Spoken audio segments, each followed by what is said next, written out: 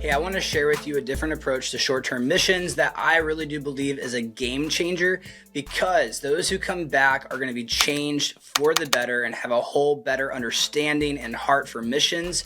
And the people on the receiving end who are staying there long after we're gone, we are going to better have a heart and empathy and know how to support them and encourage them and be a part of what God is doing in and through them. And for sure, we're leaving that place at the very least the same as we found it, if not better than we found it, because we're doing short-term missions trips differently. Now, let me just mention before I get into the categories of how I would do a short-term trip the best way, let me just mention that this is not an opinion based on like 5 different, cool how to do short-term missions trips articles online or anything like that. This is based off of my lived experience as a missionary full-time. I did church planting in communities and villages within Central America where there were either no believers or there were no established churches. And more importantly, it's built off of the experience of having worked with and supported and raised up national pastors and indigenous leaders. Now, in addition to my own experience, I have many friends who have worked long-term and are still now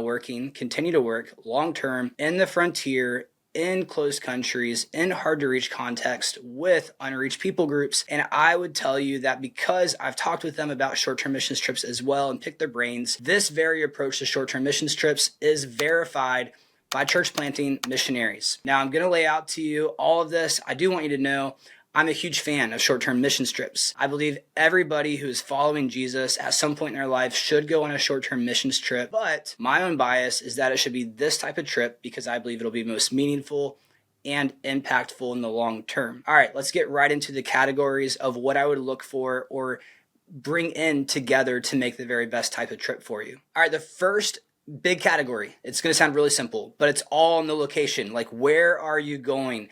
And I would stress and say that you got to start here of like, if you're going to go on a short-term missions trip, you're going to do all the work, you're going to do all the celebrating and inviting and support raising. Like, if you're going to get one trip in your life, you want to go to a location that is in hard to reach, closed countries, working with unreached people groups, or as close as very possible to those different types of locations. Now, that then leaves the question of, well, if I'm going to a hard-to-reach closed country, what am I going to do? All right, so this is where we get into the next category, which is the type of context of missions or missionary work that you want to go and visit and that you want to go watch and observe. That is going to be working with missionaries who are doing pioneer church planting, missionaries and workers who are doing disciple-making movements. And here's the deal. It's going to be hard for you to go in and do something for them on your short-term mission trip because you don't know the language, you don't know the culture, you don't know the traditions, you don't know the context, you don't know how to contextualize the gospel. All of the above, I'll speak to that pain point in a moment, but let me just mention that these missionaries, they're not only doing church planting and disciple-making movements, that is their goal. So I would make that a criteria. Work with missionaries and partners where that is the main goal. And then note that these very different missionaries who are all in different contexts throughout that 1040 region that I mentioned you should aim for, they're also doing business ventures. They're doing social projects. They're helping the communities they're in. They're doing a whole range of different activities that allow them to be in these closed countries where you can't just go as a missionary, but you can go and serve the community. You can go and love on the community. You can go and help the community. You can build an economic driver for the community. And these countries, they love it when we come and we do those very activities. And in doing so, here's the deal. We get to establish trust with the locals there because we're not just going to convert them. We are going to bring in some kind of benefit to that community. And through that, you guys, we just get to be real. We get to build relationships. We get to say, hi, how are you? We're not just going there to do one big thing and then leave. Like, we're going there to make something better, to give them something better, to leave the place better than we found it. And then through doing that, we're getting to build trust and discussion openers happen. And we get to share the gospel. We get to have dinner with people. And we'll get into more of that here shortly. So note that that is, again, a criteria. It is a category to be aimed for as you're looking for the best type of missions trip. All right, so I mentioned it would be really hard for you to engage in your short-term missions trip into the disciple-making movement or into the church planting because you don't know all of the different distinctives that you need to really have an impact. And that's okay. Listen, we want to rethink short-term missions trips less of the mission trip that you're going to go and do a mission, because frankly, you're not going to be able to go and do much unless you give years of your life and learn a language and understand how to share the gospel there and endeavor to raise up national leaders. We're not going to be able to do much, and that is okay. It is deeply valuable, though, that you go not to do, but to learn. And this is something that's integral. And it's more of a discovery trip with facets of discipleship in this. And through this, we're laying the groundwork for God to be able to do something even more beautiful and even of greater impact than just a one and done, big blow up, do amazing things, come back, and never really think about the long-term sustaining movement that's happening on a trip. But now you're going to get the heartbeat. You're going to get the vision. You're going to understand the tensions, the challenges. You're going to understand what missions work really is. And this is going to be priceless for you. And who knows how God will use it to really allow you now to be a part of his global expansion of the gospel. So let me share this a little bit further. You're going there to watch. You're going there to ask questions. Ask really good questions. You're going to go and you're going to observe, and you're watching missionaries work, live, do family, do life, do ministry, do discipleship. And through that experience, you are going to be informed and you're going to be able to be a part of what God is doing globally. All right, so here's some of the things that you're going to watch and observe. What are the challenges that missionaries face? You're going to go and learn about the culture while you're there. You're going to learn about the religion, the dominant religion, the different, challenges or just like the multifaceted, different sects and distinctives of the big religion there. You're going to learn about the history, the traditions. You're going to have fun eating the foods, right? But this is going to be good. While you're there, hopefully you get to get a taste of language school. You're going to learn what it's like to bang your head against the wall for hours a day, trying to learn a language that is different than your own, that makes no sense, trying to retain hundreds of vocabulary words and figuring out how to put these together. And listen, this right here is an incredible experience because you're learning what it's like to be a missionary. You're learning what it's like this is what has to be done for the gospel to be brought to people who don't have it, is people have to go through all of this that you're getting on this little mini experience. Also, you're going to get to learn about disciple making. And I think this is one of the most, I get really excited about it because we're taking people from the United States or wherever your home country is, and we have this American or Western way most often of doing church. And in this context, you're learning from people who are starting from scratch. You're getting to see disciple making happen without all the production and the lights and the events and the programs. And oh my gosh, it's too cold or hot in the room and people get upset, the carpet, you get it. So in this experience, you learn about sharing the gospel. You learn about how to make disciples who make disciples. You learn about church planting movements and what's really needed to be a church and do church without all the things that we say that people need to do church in the States, right? And so you're going to get to also learn about navigating how to share the gospel in that context. And you're going to learn about the missionaries' tensions and challenges of they need to hear the Holy Spirit on the win. Because if they're not being led by the Holy Spirit and finding a person of peace and mitigating risk, that one time could be, it could put their family in danger. It could put their team in danger. It could put their whole entire team's project of what they've been there to do at risk of being kicked out. And, I say losing all that they've worked hard for. At the end of the day, we trust in God's grace.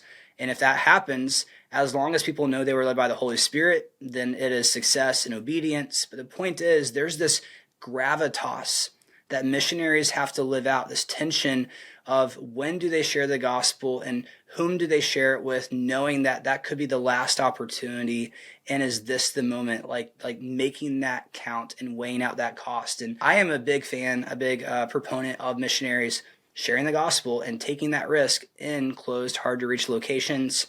That's a topic of debate amongst different missionary camps. Nonetheless, you get to learn also about the disciple making movement. How are they teaching people in that context from scratch how to follow Jesus, how to read the Bible, how to lead and do church. You getting this experience alone and just being immersed in this every single day and learning about it, this is Bible school on steroids. It's an amazing experience. Also, you're going to learn about leadership development. How do teams work? How does leadership within teams? How are teams collaborating and who does what and how do they pick up responsibilities and this team mindset around mission, which again is this amazing thing that we could take away and practice in the United States. In addition to those components, all around the missionary life, you getting to live with the missionary or be in close proximity to the missionary on this trip. You're going to learn about their challenges and getting there. What was it like to raise support? What was it like to have people not believe in you, or people that you thought would support you that didn't, or the family who discouraged you from going? All of those challenges. What is it like to be there and be isolated? What's it like to miss the holidays and your best friend's wedding? What's it like to miss, for family not to be able to celebrate your kids' birthdays? What is it like for your kids not to have friends that they can relate to, or to have left their friends and be there? That whole isolation road, or even maybe their struggle with depression because they have to go through this, and this is part of the sacrifice they've made to bring the gospel where it does not exist, right? In addition, you're going to learn about the dangers that missionaries face, the tensions they navigate every single day, and this is just, again, a priceless opportunity to understand missions better. All right, the next big category is the reason you want to do this type of missions trip, which is very different and it's counterculture, is it's less about going to do a big thing. It's more about going to learn. You want to focus on this big category, which is trying to get as close as you can to locals. You want to go and learn from those who are not following Jesus, those who don't know the gospel, have not heard the gospel. You want to see if you can't learn about them, from them, get to ask them questions. You also want to get exposure, if you can, to, it'd be like Muslim background believers or Buddhist background believers, or people who have given their lives to Jesus through the work of this different missions teams, or people that they've now found who've been looking for support. But you're then going to get to ask them about what it's like in their own culture. You're going to ask them about, what did they think about Jesus before someone brought them the gospel and shared with them the gospel of Jesus. So that being said, you get to learn also about what did they think about the Western church? What did they think about missionaries? What would they want from missions trips or missions teams or missionaries or the Western church in terms of support? What do they not want? What hurts them, right? What are the challenges they face in their culture with sharing the gospel? What are the risks that they take? Getting to hear these people's stories of when their family disowned them because they chose Jesus, or having lost their job, or having to trust in God because they knew Jesus showed up to them in a dream. They chose Jesus, and as a result, their spouse, their partner, left them, and they were on their own. These are life-changing stories of such weight that you get to glean from, and it will change the way that you live forever when you come back. All right, the next category is on group size, and this sounds really simple, but it's a big deal. All right, so I'm going to lead off with the simple soundbite on it, and then I'm going to explain why, and I'll give a definition. You want to go with a group that is the smaller, the better. 1 to 6 people is ideal, up to 12 max. I think that's a lot. And let me explain in an analogy why, and then define this more. So think about on a flight, if I take 50 people, all 50 people are going to be in a really big plane, and you're going to be in nice cushioned seats. And you've got AC, you got everything. You have flight attendants coming down, probably a TV on the screen in front of you. You're not thinking about the environment outside the plane. You're not thinking about what the pilot is doing and all the work that's involved and getting this plane successfully from A to B. You get it, right? You are probably thinking about, when is the flight attendant bringing peanuts? They don't bring peanuts anymore. It's those cracker things, those cookies. Anyway, so then if you're on a flight, though, with 6 people going to Acadia National Park, I did this recently, and I had no idea we were going to be on this type of plane. It was so cool. It was really cool. But you're in this little bushcraft kind of plane, you're very aware of the props and whatever's going on, and you see the pilot up front. You see his ear muffs. I guess you get what I'm saying. And his headset speaker, and then there's a seat beside him. Well, one of the 6 people are probably going to be sitting beside the pilot. They're having to adjust for weight, bags, everything. You're looking at all the controls and the settings, and while you're flying, you're watching the pilot. The last time on our flight back, he was doing some math, bearings and things, and he was adjusting knobs. And then there was somebody sitting beside him, and they could have touched the steering wheel, but they didn't, thank God. But this was a very intimate front row experience, even though you were in the back seat.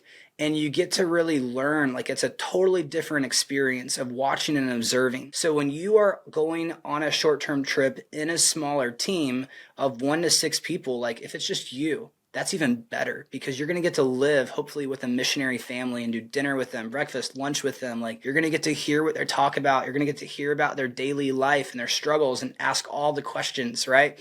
Even a group of 6, like, you're going to have those big dinner discussions. There's so much more that you're going to get to encounter and experience. But if you have a really big group, from like 12, 15, 20, 30, 50 people, now these missionaries, instead of just bringing you into their daily life of church planting and disciple making and all they have to do that, now they're going to have to totally cater a different style trip curated that's not going to be anything like what they really do as missionaries in order to engage this large group of people, let alone if you're working in a closed country, you don't want a group of 50 people with you anyway. All right, so that's a lot on group size, but I just feel like it's the average person doesn't know. And if you could go with just 2 people, you get it. The smaller, the better. All right, so and bringing this back home and landing the plane. Listen, you want to go on a trip where you're not going to do something, you are going to learn, and you're going to be able to live with the missionaries, be in close proximity to missionaries, do life and disciple making with the missionaries.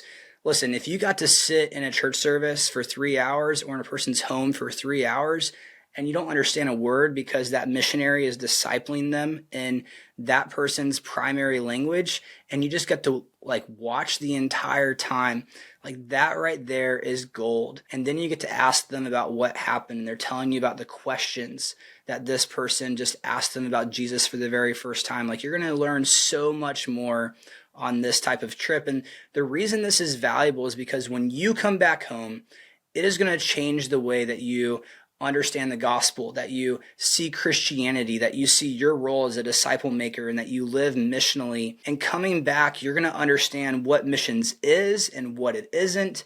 You're going to be able to be informed.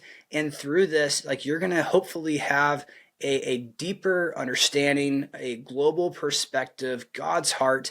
You're going to be able to really prayerfully consider going yourself as a missionary. You're going to better be able to understand, giving financially towards missions, because only 1% of all missions funds goes to the 40% of the world that's unreached. You're going to have a heart towards that. You're going to better know how to be praying for the missionaries that you visited, because you understand the challenges they face and the goals they have and all that has to be done to accomplish that. And praying for the unreached people groups who don't yet have access to the gospel because there aren't missionaries yet going to them, or they don't have yet had the opportunity to meet a Christian or hear the gospel. And you're also going to be able to advocate for and on behalf of missions and mobilize, helping send missionaries to these places where the gospel needs to be advanced. Now, all this is important because, listen, we don't need more short-term teams just going to make a big one-time blow-up, short-term impact and come home. We need long-term missionaries going in teams, staying to learn the language and to raise up national leaders and to see the gospel advance and become rooted where it does not yet exist. And through this type of trip, you're going to be able to contribute to that big mission. Now, let's just say that you're like, well, this is great, but where do I find this? Or I don't even know of that. You can reach out to me through my website. I have the link below, and I will help you identify this type of trip. I know of networks and agencies. I can get you access to that. I'm just not sharing it all publicly right now. And then also, if your church is just looking at trips or you know of trips, listen, maybe you can't find the perfect trip that has all of these different, criteria checked off. Well, then do your best to put together a trip or go on a trip that has more of these than less, because again, the more of these criteria that you can check off, the better the trip you're going to have and the greater the impact it will be.